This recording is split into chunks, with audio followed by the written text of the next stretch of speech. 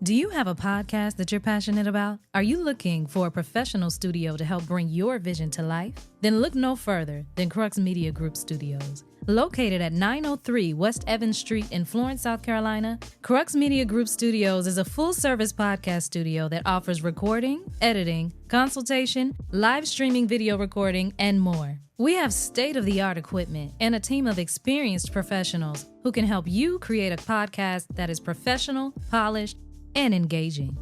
Whether you're a first-time podcaster or a seasoned pro, Crux Media Group Studios can help you take your podcast to the next level. Contact us today at 843-407-1673 to learn more about our services and to schedule a consultation.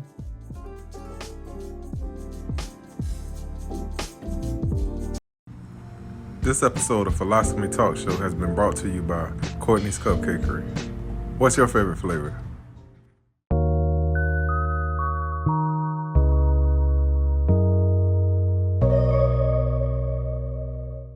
Welcome back to another episode of Philosome Talk Show. And today is, I know I probably say this every time, but it gets special and more special every episode to me. And this is an episode, man, where reading the story of the guest today, man, I'm telling you, it made me teary-eyed, because I resonated with it so much. Today, I have the pleasure of being with probably the biggest figure that I know that I could put my hands on in this city. I have a 3-time Super Bowl championship winner. This guy has held with the Dallas Cowboys, drafted in 92, third round from Carson Newman. Held the long jump record in the state of South Carolina. All-American at Carson Newman. He's been able to, live through things that a lot of people give up on in this lifetime. And talking to him this week, he just sounds as if he has the title of this show is I Once Was Lost, But Now I'm Found. All right? Ashe. Yeah. I once was lost, but now I'm found, because I know at the end of one of the articles I read, the last word was lost. And then the conversations that I've been able to have with you this week has been sounding like you kind of found, what it is that you were looking for. So without further ado, I have Mr.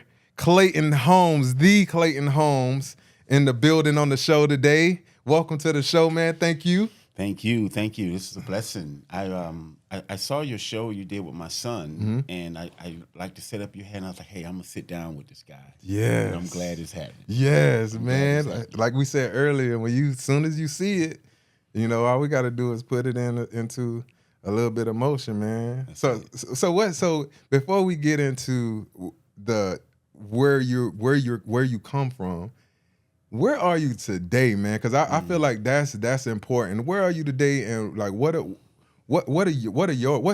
have you been learning about life lately? Today, I could sum it up as saying I'm at peace. When I say I'm truly at peace, I don't have any more wonders about the mistakes that I've made, what I'm supposed to be doing. I've learned from life, and I understand that life is just this huge lesson. Whether you're winning or you're losing, there's a lesson in all of it, and my mind is open to learn. I'll be 55 in about a week and a half. Okay. And I know this may sound crazy, but I'm just starting to feel like a man. It's like I'm on the second half of my life, and I'm looking forward to it. I love helping people, especially when it comes to children. I love seeing people succeed, smiles on their face.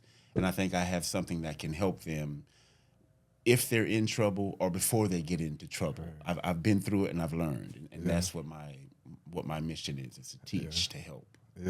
Yeah, man. I like I said, some of the articles that I read, it's like you knew from while you were going through what you were going through what your mission was. It may not have been clear to you at that time because you couldn't see past. Not saying that you couldn't, but it's hard to see past the struggle when you in it sometimes.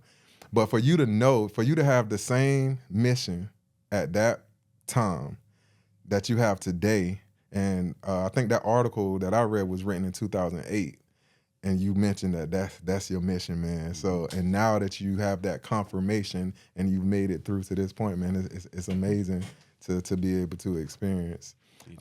So what? One thing that blows my mind is the fact that you won 3 Super Bowls. You know, like, it's a large percentage of people that don't even make it to college football. There's a large percentage of people that don't make it to high school sports. But you've been able to become a perfectionist of the craft by not only making it to the NFL, but winning 3 Super Bowls. So what was that experience like, being able to play beside some of the greats, that the Troy Aikmans, Michael Irvin, Emmitt Smith, yourself? You know, what was that experience like for those who wouldn't know nothing about it? As I look back at it now, it was great, and it definitely helped prepare me for off the field too. Because when you are playing with guys like, you got Jimmy Johnson as the head coach, first of all, and just his energy is just amazing, and his Michael Irvin, just the guy's workout ethic, and my workout ethic was off the chain too. And when you get around guys like that, when you're around the best, and the chemistry of that team too, I think chemistry. You can have a bunch of star athletes, but if the chemistry ain't there with them, it ain't gonna be too much success. But see, the chemistry was there, from the coaches to the strength coach, and just to get around those guys and to realize that, man, there were things I used to do I thought that I was silly when I was little. Like, for instance, I used to visualize. I'm a visual person. So I remember, I'm walking to the kitchen and the refrigerator right there, and I'm making a move to kind of cut around the refrigerator. So we go out with these guys, and I'm talking to them about things, and you hear they kind of do the same kind of things.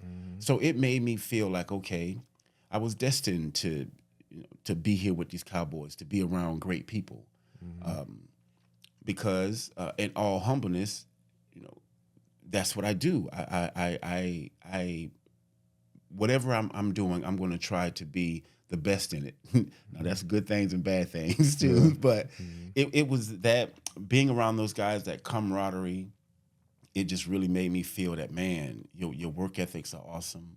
Whatever it is that you're doing is amazing. But to tell you the truth, when I got drafted, I wasn't really thinking about the Super Bowl because, man, you got guys that played 10, 12 years. They don't get nowhere close to it. Right. So I remember around the end of the season, we make it to the playoffs. They said, okay, we win 2 games because I think we had the first seed, so we had a bye.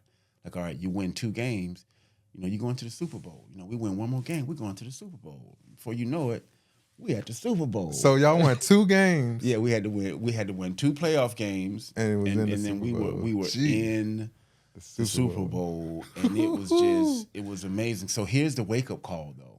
Okay. I am a person that I've been through transformations. I think you mentioned to me about my first transformation. You read about me hitting that baseball. I turned into an athlete that day. I remember it. So I'm big on transformation. So I've always said that if I did go play professional football or pro, I automatically thought that, okay, something's going to change about me again. So after we won that first Super Bowl, don't get me wrong, it was an amazing feeling. But I remember being on the plane. I was probably one of the first ones to fall asleep. And I woke up, and just about everybody was asleep. And that's when I had my moment. I woke up. I said, damn, is that it? Because I was still that same dude. And I've always been living on the edge. I've always had this thing about teetering on making these huge mistakes. I didn't like who I was. So I thought that if I signed a contract for $1.3 million, I thought the money was going to give me that, going to turn me into a man, right? Or have me happy with myself. The money didn't do it, and then the Super Bowl didn't do it. And I'm like, damn, man. So I've been looking for something, and to land this plane, what I'm talking about now, I found what I was looking for, and that's just my true self. I've been looking for myself this entire time. Yeah. And so being with those guys, it's great being around greatness. It'll pull it out of you. And so if you're ever trying to do anything else in life, you already know what it's going to take. Yeah. So that was the come up from getting drafted. And again, whatever people see God as, I feel like it put me in every position that I've been in, because I have sincerely cried out. I have sincerely asked why, and God has shown me. Yeah. It's shown me everything. It's like, hey, it ain't gonna be beautiful, Yeah. but you're gonna understand yourself. You're gonna understand life, and you're gonna understand what it is that you're supposed to be doing. Yeah. Man, one of the things that you mentioned a couple times is finding yourself. I think that's super important. I truthfully feel like, and if you disagree with me, cool, but I feel like we were put here to learn more about ourselves, because every day is new. So every day you should be learning more, especially about you. So what was some of the ways that you went about trying to find who you are? Because that's a challenge for a lot of people. That's something that a lot of people trying to do, but they don't really know, what it's going to take to get there. Okay, so I hope I don't get too deep, and I'm glad you may edit this, because again, I don't have no shame. So I talk about things that I've been through. Okay. So when I got in Dallas, I wasn't smoking cannabis. I drank. When I turned 21, I started drinking. Wasn't smoking cannabis, but I was about to ask my wife for a divorce one day. I never forget. And I'm with a group of guys that smoke. I was like, man, give me that joint. So I started smoking, and my contract was over. I had to go up to the Detroit Lions to work out for them. And I told my agent, I said, hey, Tank, my agent name was Tank Blank at the time. I said, hey, Tank, I was just smoking some marijuana. Is that going to be okay? He said, yeah. He said, the only thing they can test you for is steroids. So I go up to Detroit and I take my test, and it came back positive. So the NFL team doctor gave me a call. He said, Mr. Holmes, there's cannabis in your problems. And I was really naive. I didn't really think that anything was wrong with cannabis, smoking it.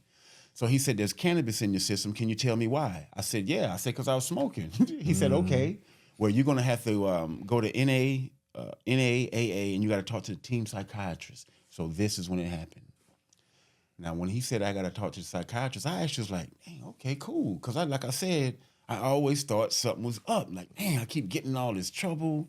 Da-da-da-da. So I go in there, bro.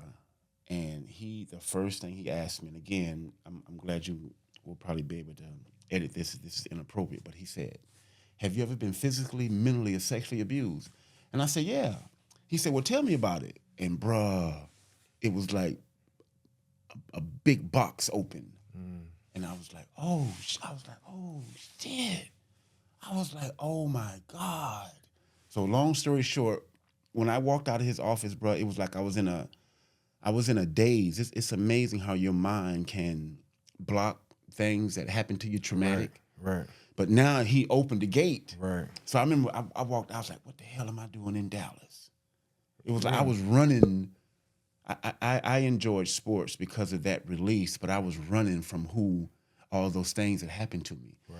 So when he brought all that stuff up, I knew then that, okay, I got to get through this if I'm going to be okay. So that's what started the search. Now, man, I hated my mama, my daddy, my brothers. I was mad at everybody. There's a phase that you go through. And so I look at this too as I'm going to be able to help people get through it a little quicker. Let's say if it took me 10 years, I can help you break it down to 4 or 5. Yeah. But there's going to be a process of anger, forgiveness, depression.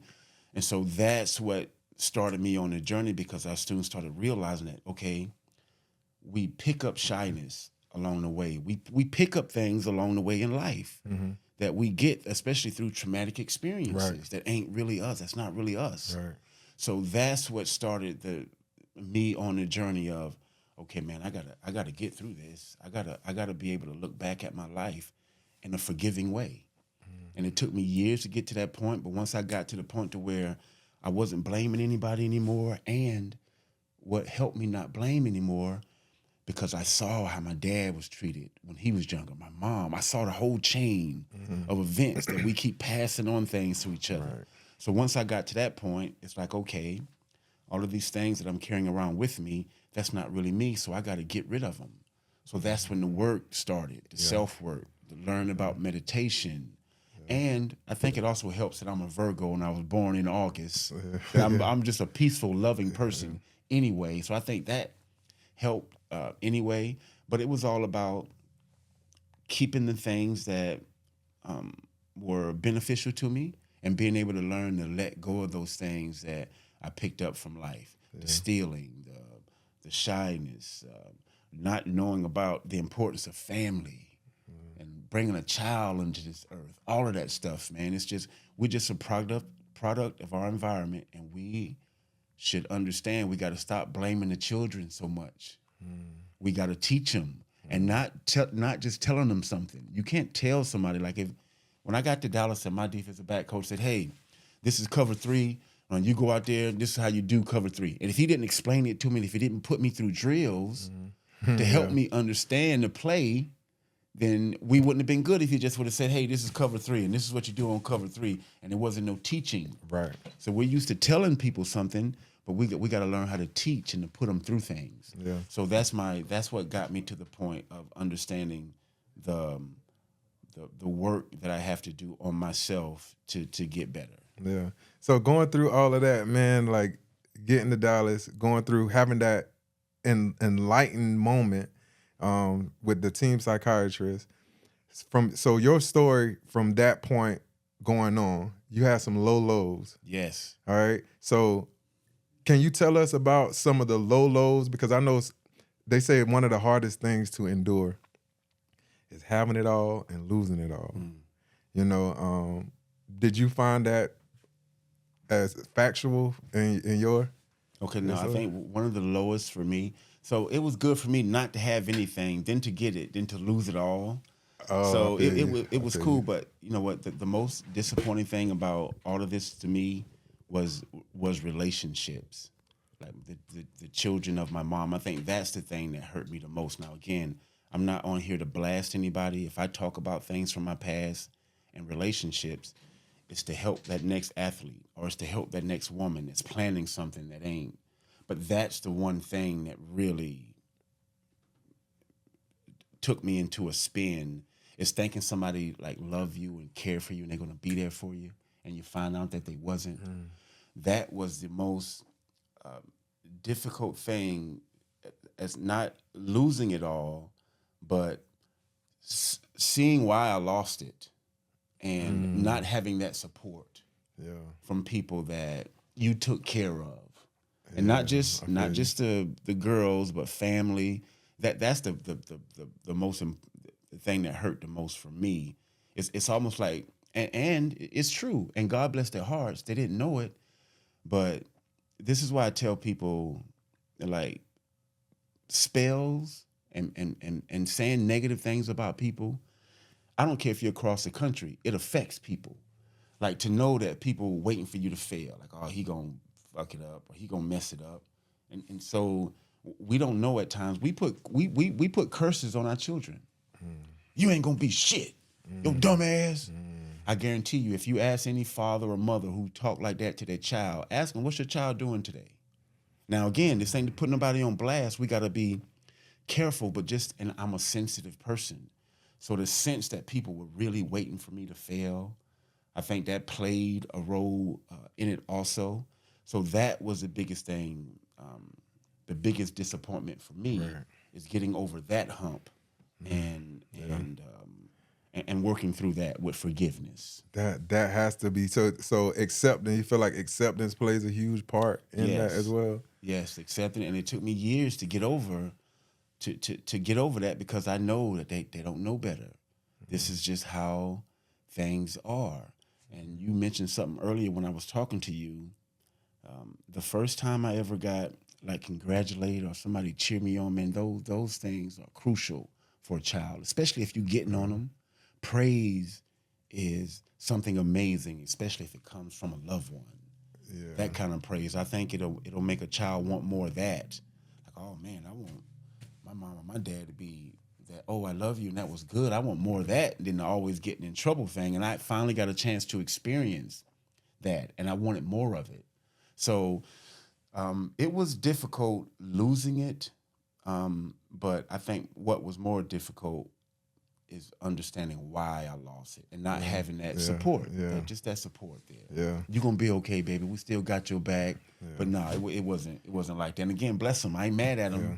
But yeah, those are the things that we need to understand. One of the things that I resonated heavily with in reading about you was, and I said it earlier, was being willing to help everybody or anybody. Mm-hmm. And then, you know, when the help runs out and you don't have, and nobody can help you, or they didn't appreciate it as much, or they disappear. Yeah. You know, that's one of the things that I feel a good bit of people probably have to endure too. And the fact that you've been able to live through that, like, how would you assist someone in working through being too open-handed and, you know, digging a hole for themselves?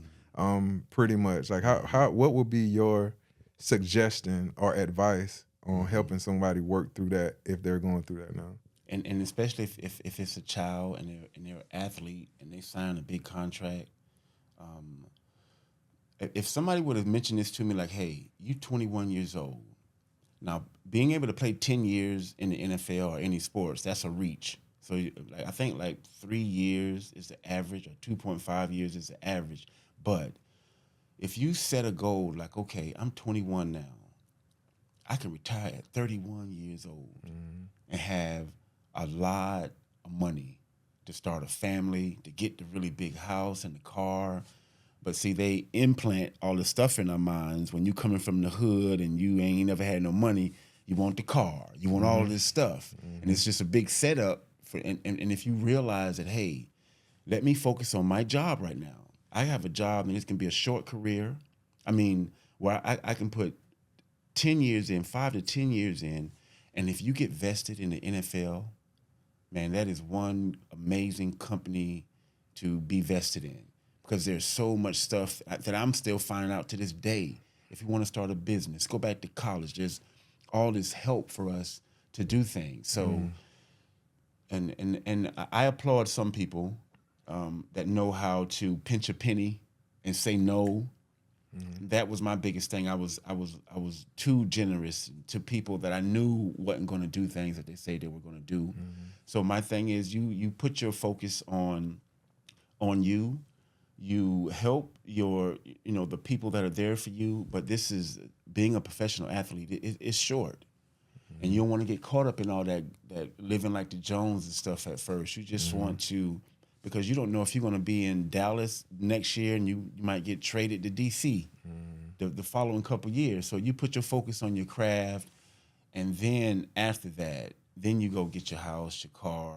But yeah, you got to learn how to have I don't want to say a heavy hand or a hard heart, but you got to know how to understand that money can go quick. Yeah. What was your first big purchase after your 1.3 million? You coming from nothing, you know, and then you signed a contract for $1.3 million. Yeah. In 96. Was it 92? 92. Yeah. You know, what was your first, when you seen those digits? what were your thoughts, man? And then what was your biggest purchase? Your first big purchase? My first big purchase, I guess you could say, I got the house for my mom. I got my mom a house over in East Florence. Okay. And I think I got an Acura Legend. But my first big purchase was, I got a Mercedes, a 560 SEC. Oh, yeah. That was my biggest one. But I signed a contract, and they didn't know it at the time, but I had an agent, and all of my checks went to him. But that first check, it came to me. We got paid every 2 weeks. And I saw them numbers. I was just like, man, I'm getting this every 2 weeks. It was just unbelievable, man. It was unbelievable. I know it was, man. But when you grew up like me, and see, I always had a problem with disrespecting money, because I grew up stealing, and I couldn't go. If I went home and I had a bunch of money in my pocket, then they go, no. So I got used to early just giving money away and spending. I didn't respect money. I didn't respect it at all. So that's why this last I don't want to say last, man. Ever since football's been over, I've been living real humble. Like money hasn't been my biggest concern, nothing like that. Because I realized that I had an issue with it. I didn't respect it. So I had to learn what I'm saying to you now about, okay, why do I have this problem with money? I got to learn to respect money. Stop tipping. I'm one of them people that I'm big tipping and all this other stuff, man. No. I used to laugh at guys. There's a guy on our team named Larry Brown who was tight with his money. And now I look back at it now, it's like, yeah, but it can mess with your ego. Yeah. You know, getting that money. Yeah.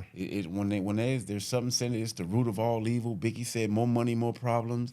So you got to be careful and humble yourself to it. And that's what I've been doing over the years. So now I'm ready to go get the millions that's been waiting for me. I got more respect for it now. You know, being older plays a part in it. But that's what it was for me. It's just being able to respect it more. Right. They say they say money don't change you.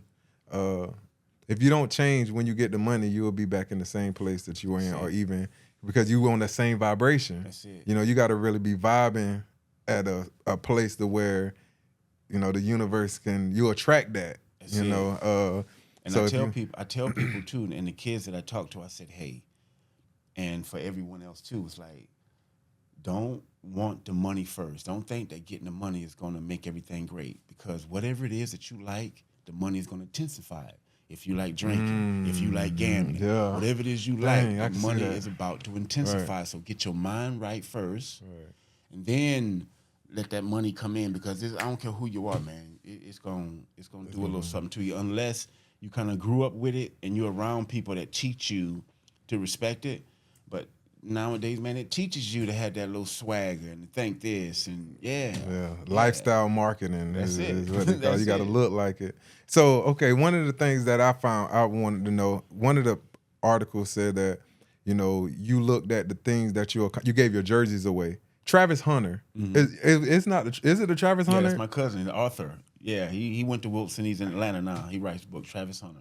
Oh, wait. Yeah. I think I got a picture with him. Yeah. So, but you say you gave your jerseys to him because you just saw them as things that you acquired while doing what you desired to do. You didn't have much value behind it. But your Super Bowl rings, you pawned the Super Bowl rings. What was that moment? All three of them?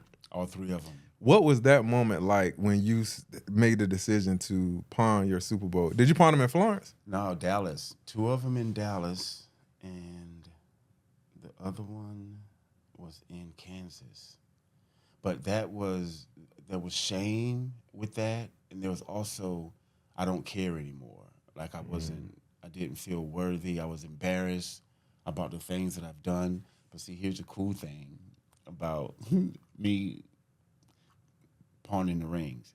When I got to Wenatchee, Washington, I met this guy named Al Rooker and Tim Carson. And I told them that I got rid of my rings. They invited me to dinner. And this Tim Carson guy, I met him when I got to Wenatchee. And the day that I met him, I was in Wenatchee for 3 days. I was just into my speed and agility training, and I told the guy, do this.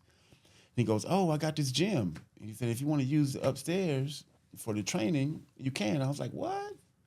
So I went and checked the gym out, man. Within a day, I'd already had my business set up. It was just magical when I was there. So I didn't know at the time, but I told him I got rid of my Super Bowl rings. Man, 2 years later, about a year and a half, 2 years later, he invited me back to dinner. And he put the box on the table, and it was the box that my Super Bowl ring came in. And I was like, no. He found one of my Super Bowl rings. 6 months later, he found another one. So I got two of them back. What? I got two of them back already, bro. That's wild. So we're looking for that last one. And I honestly think that when I really started doing my thing with the podcast, books, that whoever has that ring, they're gonna want it. They're gonna want me to have it back. But I got them back, bro. If you have this ring, what year is the one that you? What year is that? The 93, 94 ring I don't have, but the 92, 93, the 94, 95, I got those back. All right, so if you see this on ESPN or something, they clip this part out. If you have the 92, 93 ring, The 93, 94. 93, 94 Super Bowl ring for Clayton Holmes, please send us an email, contact us, and let's see what we can line up, man. Because that's crazy that. So yeah, but that hurt. It hurt, and I that was a terrible time. And then my dad had one of them. I gave one of them to my dad, and I called him to get that ring back from him. That was probably the hardest one, is getting the one back from my dad that I gave to him. And he had the first one, the 92 to 93. But yeah, man, I was at my low. I was at my low. So what does a Super Bowl ring, what is it worth at a pawn shop? I probably got $12,000 for that first one, about $14,000 for that second one. But it all depends on the name that's on it too. Oh, really? Now, imagine if Emmitt Smith was to get rid of his ring. So the ring has a certain value, but your name gives it a little more value. I can see also that too. Yeah. Man, that's amazing that just turned back. I wonder how you said Tony Carson. He was bringing you to lunch, right? His name is Tim Carson. A friend of mine. He's a business guy in Wenatchee, and I told him I got rid of my rings, and that whole time he was trying to find them. That's and amazing. He found them. That's amazing. Yeah. I'm happy. I'm happy for you. You ever wear them? I do. They actually we got them in a safe deposit box in Wenatchee, but every now and then I'll put them on. Man, that's amazing, man. Yeah. Whenever you get back to them, man, I love to have a picture of it just to actually see a Super, because I never seen a Super Bowl ring for real. Okay, and you won 3 of them. I never seen a ring. You won 3. Mm-hmm. Like that's crazy.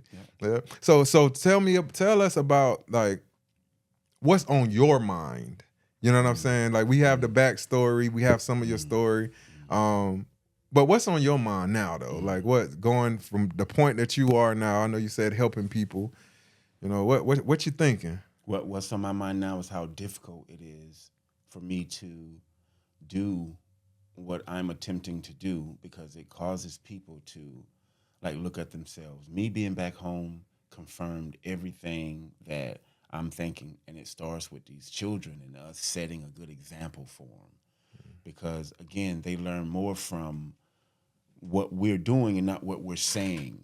We can tell a kid not to smoke marijuana, not to do this, but if we're doing things around them, we don't know, we're not aware of the impact. So this is a difficult job that I have to do,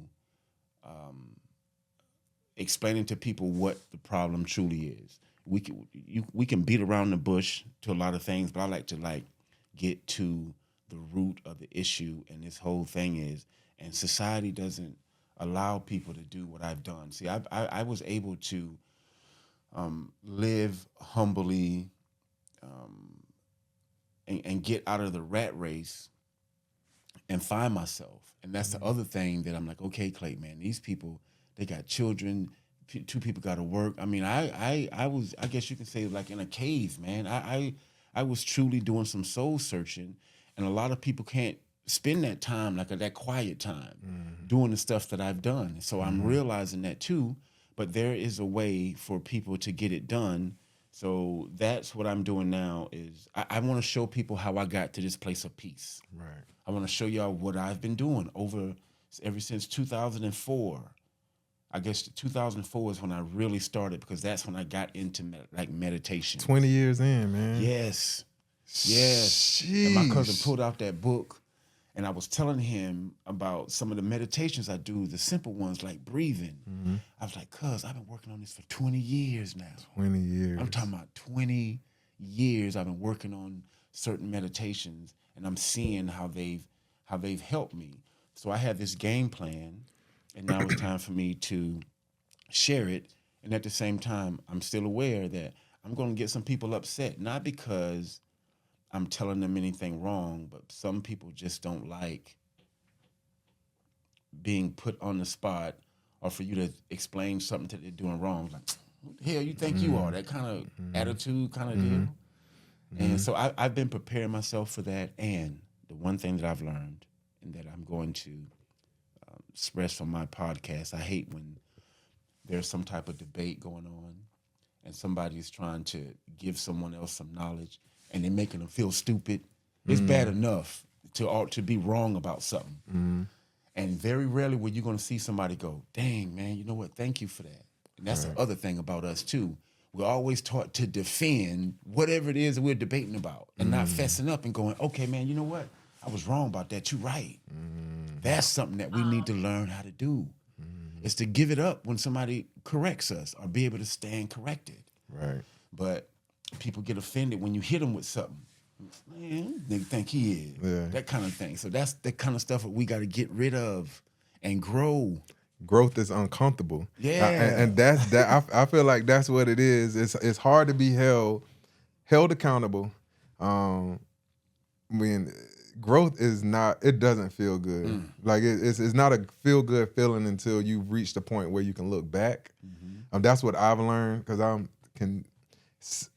personal development is a passion of mine, like I said earlier. So everything you're saying, I see it and I completely understand exactly what it is that you're going to accomplish. And it is going to be some people that I posted one time, like your story is going to incriminate some people, you know? So sometimes when you tell your story, it's some people that still going to feel some sort of way just because now you're expressing it.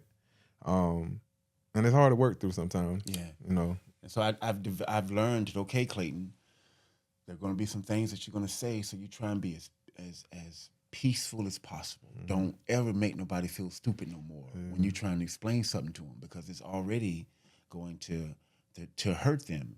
So that's my thing. And being here, man, it really put me to the test. I've been talking all this trash about who I am. I ain't gonna be doing no arguing. And I've been put in a situation, and I used to argue with people because I wasn't really quite sure of myself. And to say the truth, it was like practice. I was learning the game, but now I know when to let things go.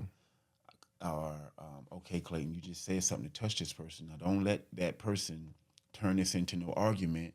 You just leave this alone, right? And you keep doing what you're doing. Now this may sound arrogant, but the whole the Christ story, the Jesus story, it reminds me of what I'm up against. Like, okay, when you stand up for love and peace for all, this is exactly what you're gonna go through.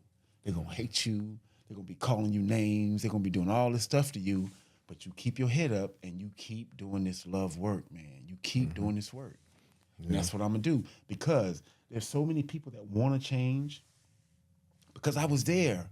I'll still, again, I'm not sitting here like I'm perfect. I will have my moments.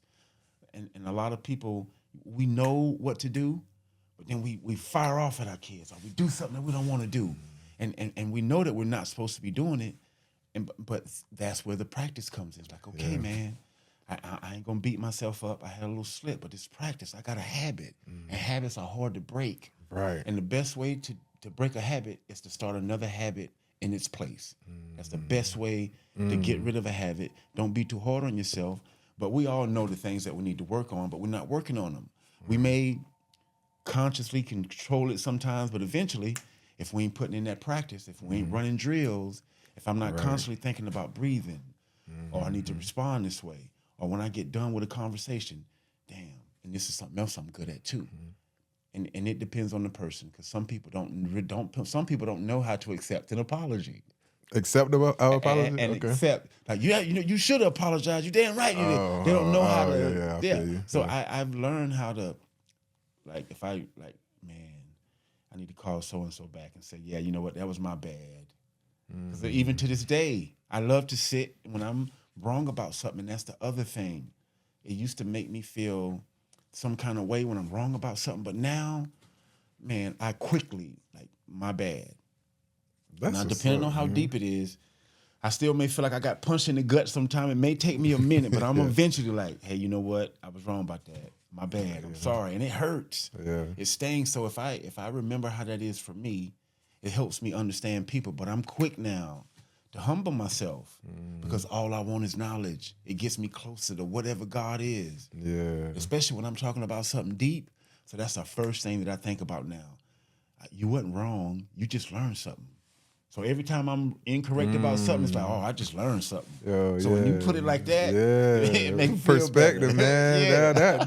That makes sense though. Yeah, I like how you able to kind of like shift the reality of what's going on in front of you just by your perspective of it. That's pretty dope, man. Yeah. So you feel like one of the things that you used to do was try to convince others to think the way that you were thinking instead of giving them the liberty of thinking what they think. That's it. I kept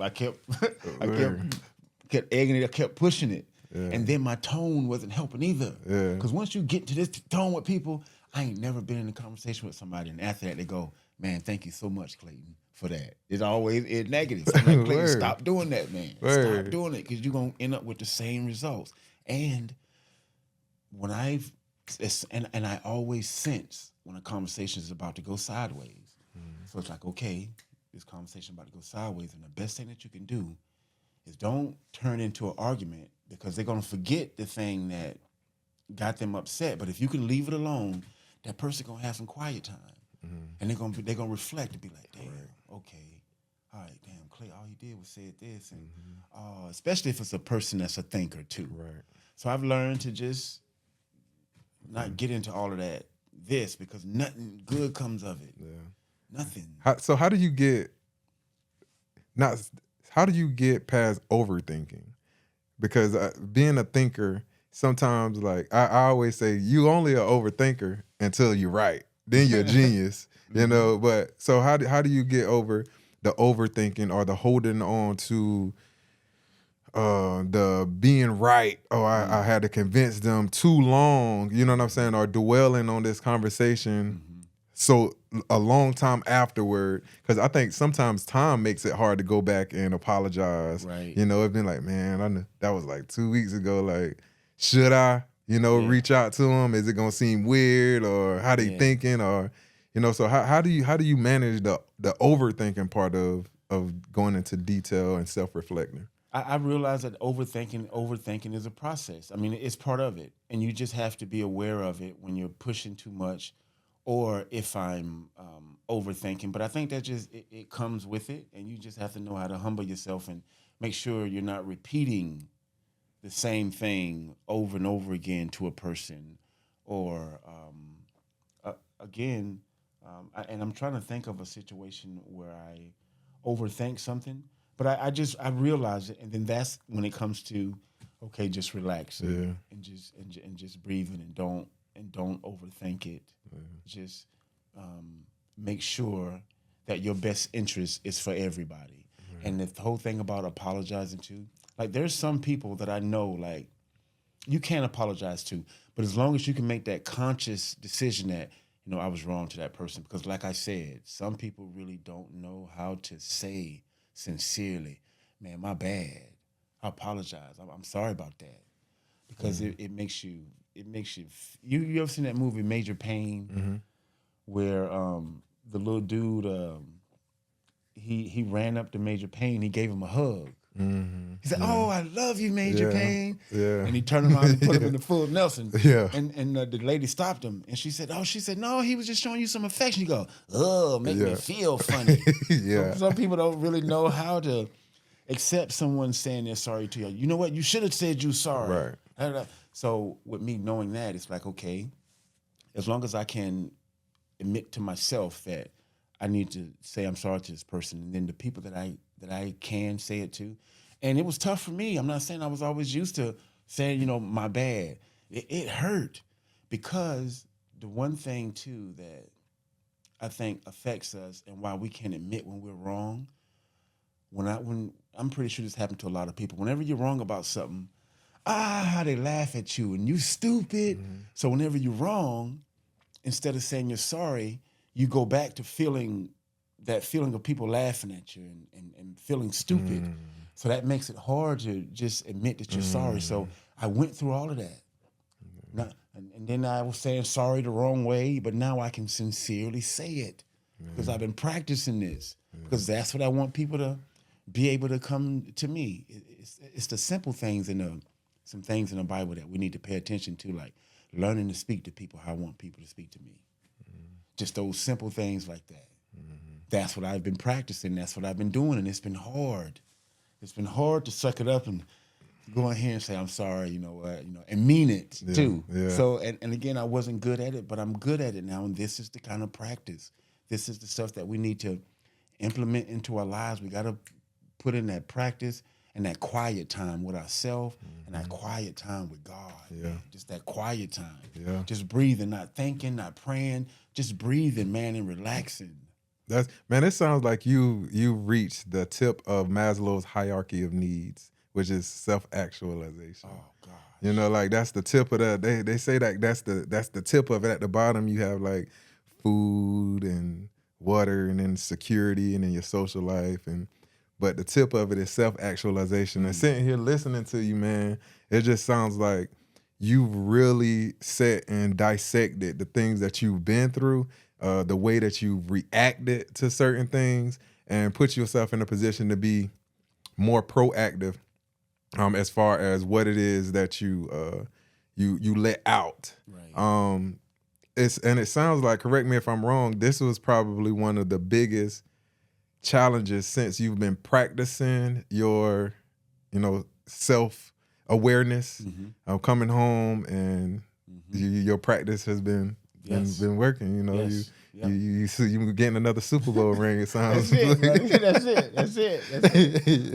I got me one more coming. So me coming home. This was a perfect time for me to put everything like in the practice that I've been doing. I've truly That's what's up, man. Practicing, and when my cousin brought that book out, it was The Secret. Really hit. Yeah, it called The Book of Secrets. The Book of Secrets. Okay. Yes, and then I grew up in church. We grew up in a holiness church. We went to church Sunday, Monday, Wednesday, Friday, and I'm in them churches where they catch the Holy Ghost. We talking about jumping around. So I used to always wonder, when am I going to have my little Holy Ghost moment? There's sometimes in church where something happened, I'm about to jump up and just like, no, again. No.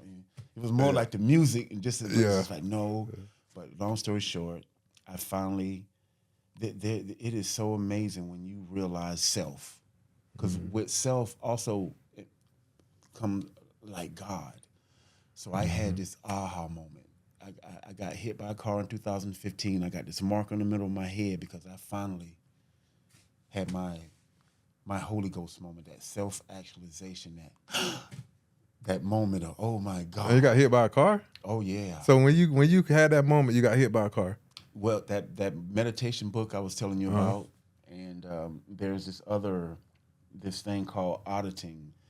I've looked into every religion, and Scientology. I'm not a Scientologist. I don't promote it. But there's good things in every religion, and there's this thing with Scientology called auditing. Auditing. And this is one that you can do for yourself. It's like you think of the last time that you were happy. Like you laughed, like you were happy. I don't care if that was 5 minutes ago, an hour ago. You think of that last time. So when you find that time, you want to find a later time, like a time last week.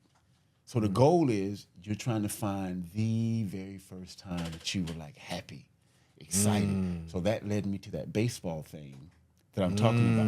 Yeah. Now imagine sitting down for 30 minutes and you going back through your life and you're just trying to find these amazing moments. Right. Can you imagine how good you're going to feel when you walk out the door or you do something? Because you're thinking about good things all day, and it led me back to my most memorable moment. Now, there's another auditing that you do that you're not supposed to do by yourself. You got to have somebody with you, because what you're doing is you're putting yourself back in that situation.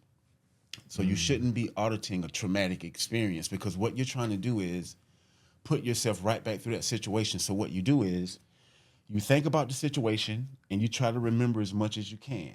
And when you can't remember anything anymore, you get stuck, then you start over from the beginning. So you start over, and then you pick something else up. And then once you can't remember no more, you start over again. So it's like you're putting yourself in a little trance. Yeah. And so I did a couple things that I wasn't supposed to do. And there was this breathing thing that I did, and I didn't. And I know why ushers are in the church now, because, they help people not fall down, trip over things. Yeah. So when you have that moment, and this is something else, the whole God thing is serious to me. I'm talking about a personal relationship. And then when you develop that personal relationship and you feel that God is with you You ain't finna sit still and not go through some kind of emotion, bro. Yeah. You gonna have a hallelujah moment. and I had my hallelujah. That's what's up. Yeah, Another man. transformation. That's it. Yeah. That's it. Yeah. Another transformation. I saw who I was, and it was like, let's say my whole life, every experience, it was just this big group of things, and then all of a sudden, man, whoop, everything lined up. Yeah. I see everything. That's what's up. That's dope. I was like, oh shit. I see everything that made me good. I seen all of it. And then now I see the work that I have to do to get back to my original self, that being that I was before. When we came out of the womb, that was the most traumatic event in our life. Because for 9 months, we was in this place, we didn't need no oxygen to breathe. We was getting our oxygen through our mom. And we was with God then. Yeah. And then we come out and we take that breath and there's a meditation that I'm going to, I'm glad I got that book because, and my mom can't remember, so I'm trying to remember like the exact time that I was born. Since I know about meditation, I want to sit like that time, like before I took that breath. And just I think that's special. So when we took that breath, man, that's when we lost ourselves.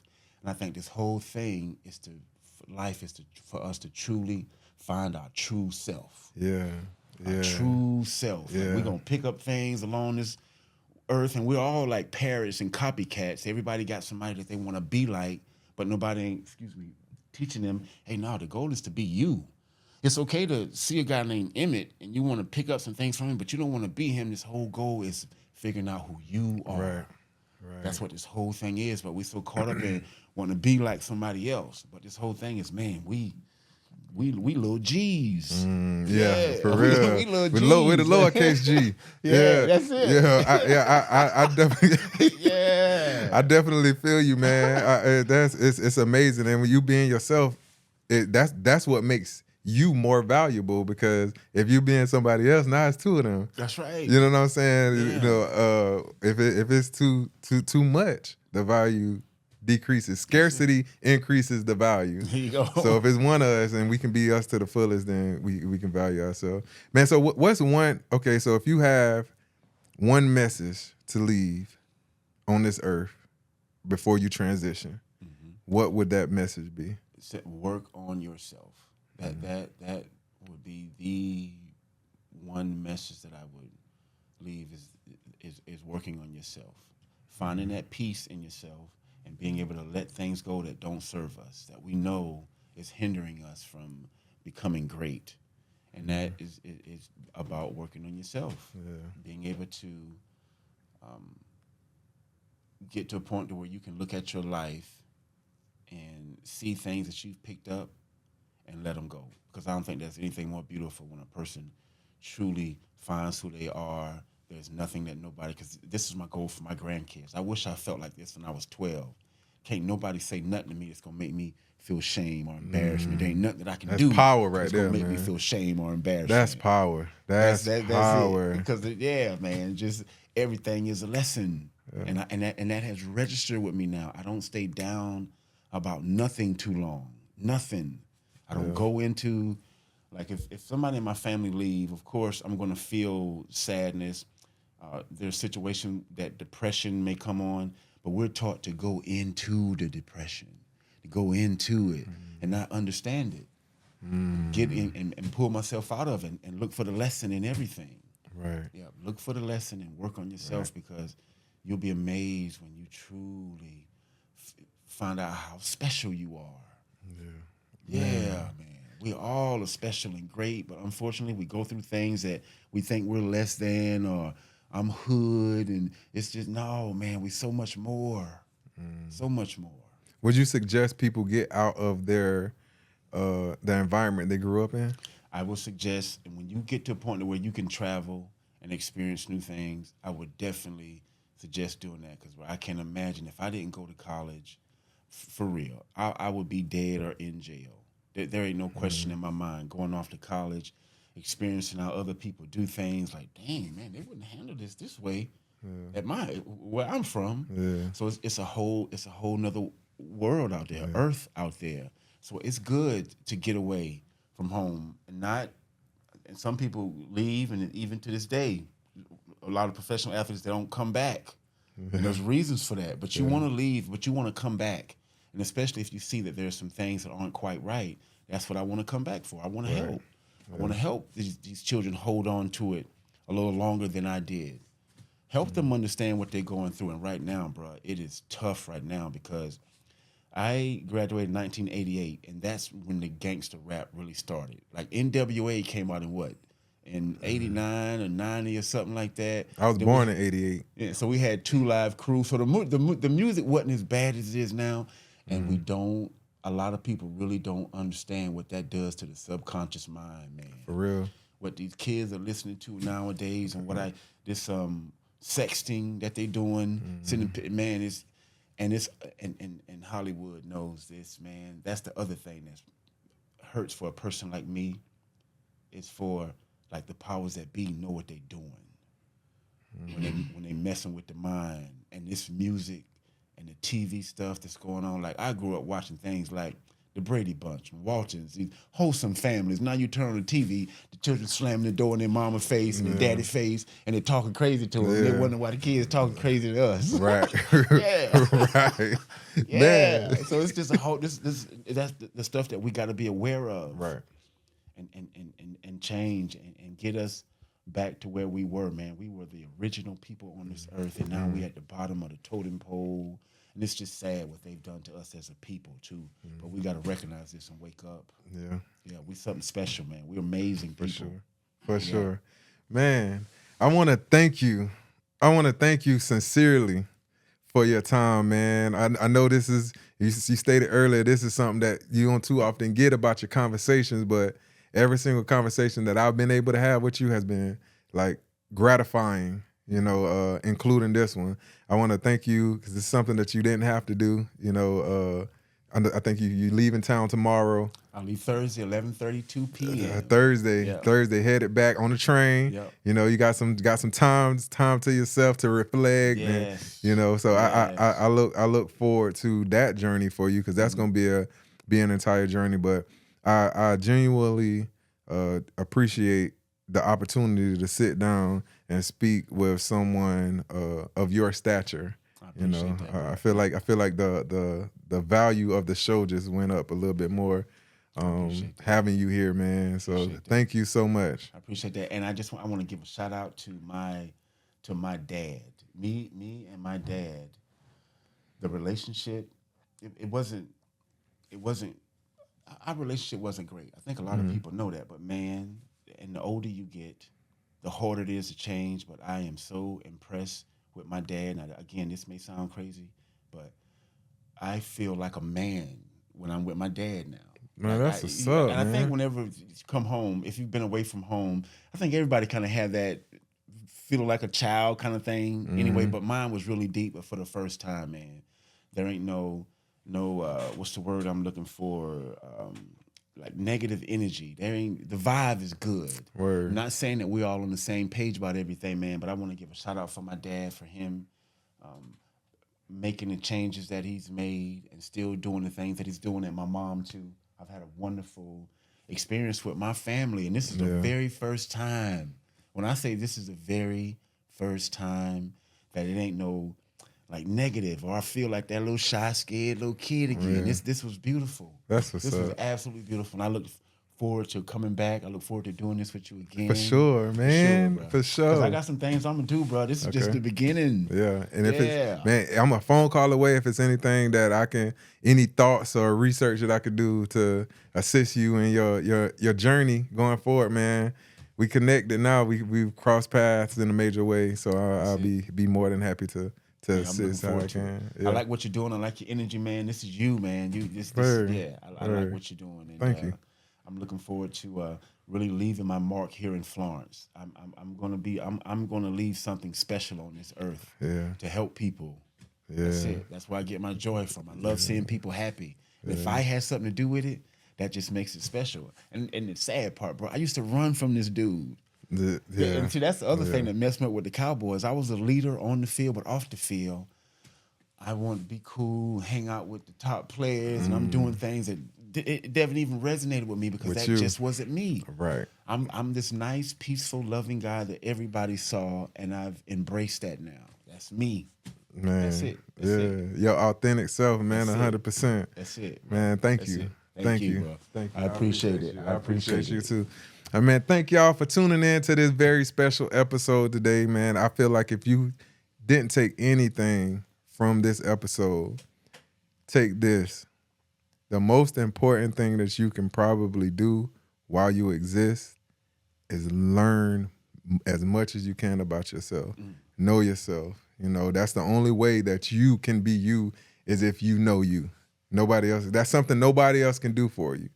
And it's not the most beautiful journey, but at the end, I think it's a light that, you know, it'll shine over you and everybody that you love, you know, because you'll be yourself. So focus on yourself, man. Thank y'all. Make sure you like, share, and subscribe.